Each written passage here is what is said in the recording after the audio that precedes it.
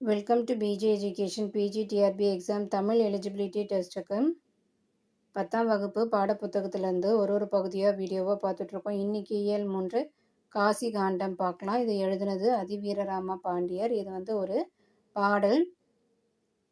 நம்ம வீட்டுக்கு விருந்தினர் வந்தால் அவங்கள எப்படி வரவேற்று அவங்களுக்கு தேவையானதை நம்ம எப்படி மனசார செஞ்சு கொடுக்கணும், அதை பற்றி நிறைய இலக்கியங்களில் சொல்லியிருக்காங்க. அத்தகைய பாடல் தான் இப்போ நம்ம பார்க்க போகிறது. இப்போ பாடல் பார்க்கலாம்.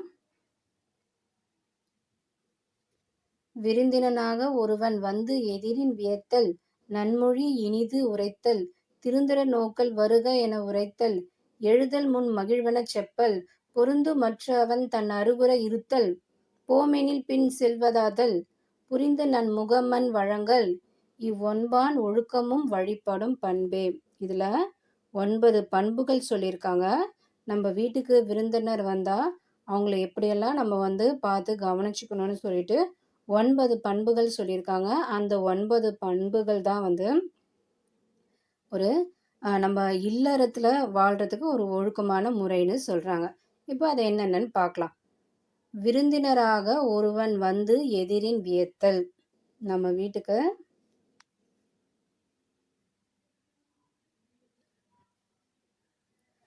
வீட்டுக்கு யாராவது விருந்தினர்ன்ட்டு ஒருத்தவங்க வந்தாங்கன்னா அவங்கள என்ன பண்ணணும், நம்ம வாங்க அப்படின்னு சொல்லிட்டு அவங்ககிட்ட சந்தோஷமாக பேசணும்.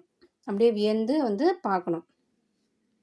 அடுத்தது நன்மொழி இனிது உரைத்தல். அப்படி வந்தவங்ககிட்ட நம்ம என்ன பேசணும், நல்ல சொற்களை தான் நல்ல இனிமையாக இருக்கக்கூடிய நல்ல சொற்களை தான் நம்ம பேசணும். அடுத்தது திருந்திர நோக்கல். நல்ல நம்ம முகம் நல்ல மலர்ச்சியோட அவங்கள பார்க்கணும். அதுதான் திருந்திர நோக்கல். அடுத்தது வருக என உரைத்தல். அப்படி வந்தவங்கள நம்ம என்ன பண்ணோம், அவங்கள வீட்டுக்கு வாங்க, நல்லா இருக்கீங்களா அப்படியெல்லாம் வரவேற்கணும். அதுதான் வருக என உரைத்தல். அடுத்தது எழுதல். அவங்க முன்னாடி நம்ம என்ன பண்ணோம், எழுந்து நிற்கணும்.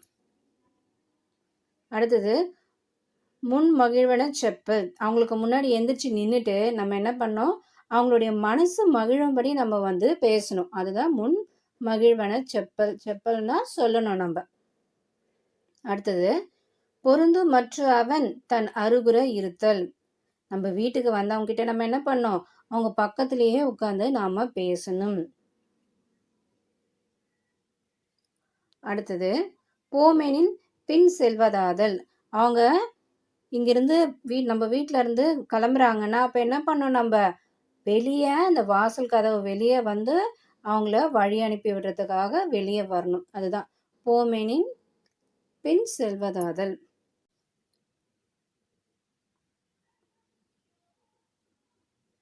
அவங்க போகும்போது நம்ம அந்த வாசல் வரை அவங்கள வழி அனுப்பி விடணும். அப்புறம் வழி அனுப்பி விட்டுட்டு அவங்ககிட்ட என்ன பேசணும், நல்லா அவங்கள புகழ்ச்சியாக பேசணும். அவங்களுடைய மனசு திருப்தி அடைகிற மாதிரி நம்ம அவங்ககிட்ட மகிழ்ச்சியாக பேசி அவங்கள வழி அனுப்பி விடணும்.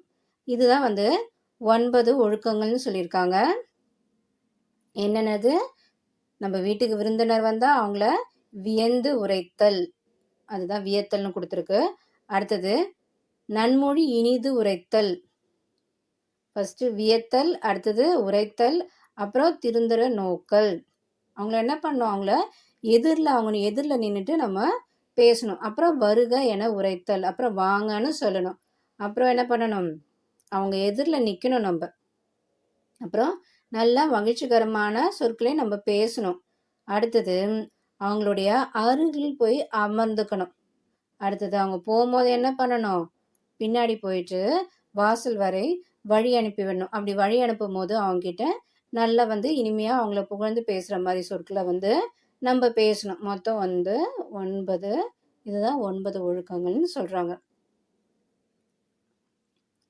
இல்லொழுக்கம் அதிவீரராம பாண்டியர். ஸோ காசி காண்டத்தில் இல்லொழுக்கத்தில் அதிவீரராம பாண்டியர் பாடியிருக்க பாடல் தான் இது. இப்போ சொல்லும் பொருளும் பார்க்கலாம்.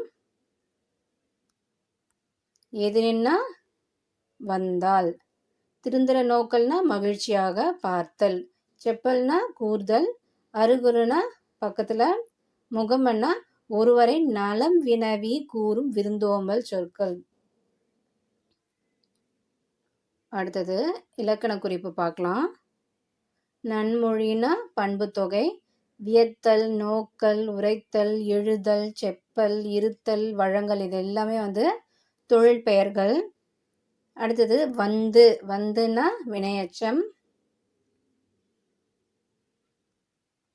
அடுத்தது பகுப்பத உறுப்பிலக்கணம் பார்க்கலாம். உரைத்தான் இருக்கு.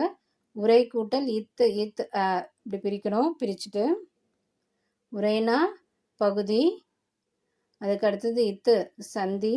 அடுத்தது இந்த இத்து பார்த்தோம்னா இறந்த கால இடைநிலை. பெயரச்ச விகுதி. அடுத்தது வருக.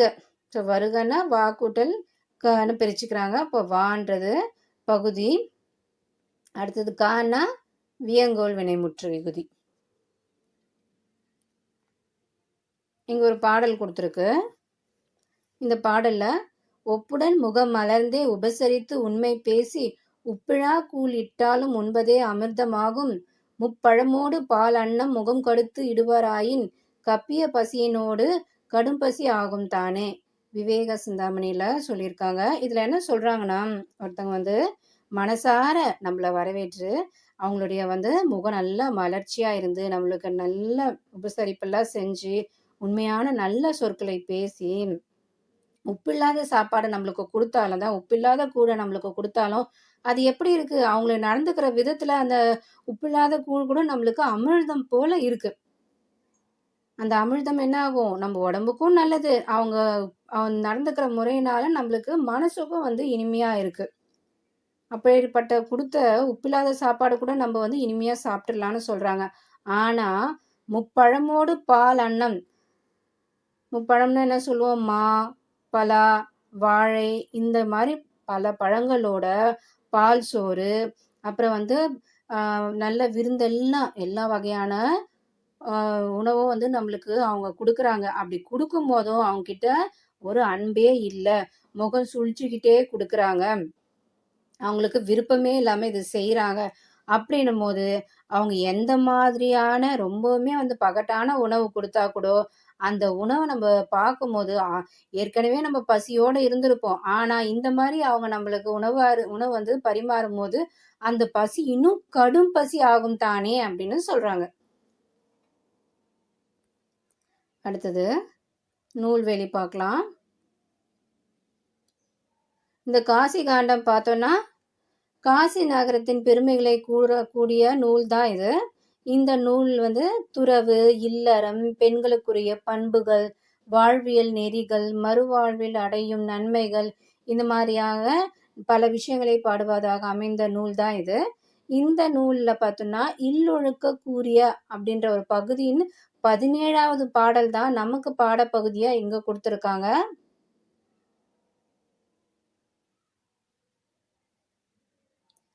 கொற்கையின் அரசர் அதிவீரராம பாண்டியர் பார்த்தோம்னா அவர் அரசரா இருந்தாலும் தமிழ்ல ரொம்பவுமே புலமை பெற்று ஒரு புலவராகவும் இருந்திருக்காரு. அவருடைய நூல் தான் இந்த காசி காண்டம். இன்னொரு நூல் அவர் எழுதியிருக்காரு. அது என்னன்னு பார்த்தோம்னா வெற்றி வேட்கை. அதாவது வெற்றி வேட்கை என்று அழைக்கப்படும் நருந்தொகை. நருந்தொகையை தான் வெற்றி வேட்கைன்னு சொல்றாங்க. இதெல்லாம் அண்டர்லைன் பண்ணி வச்சுக்கோங்க. இதுல சிறந்த அற கருத்துக்களை எடுத்துரைக்கிறது. சிவளமாறன் என்ற பட்ட பெயரும் இவருக்கு உண்டு. இவருக்கு சிவளமாறன்ட்டு இன்னொரு பட்ட பெயரும் இருக்கு.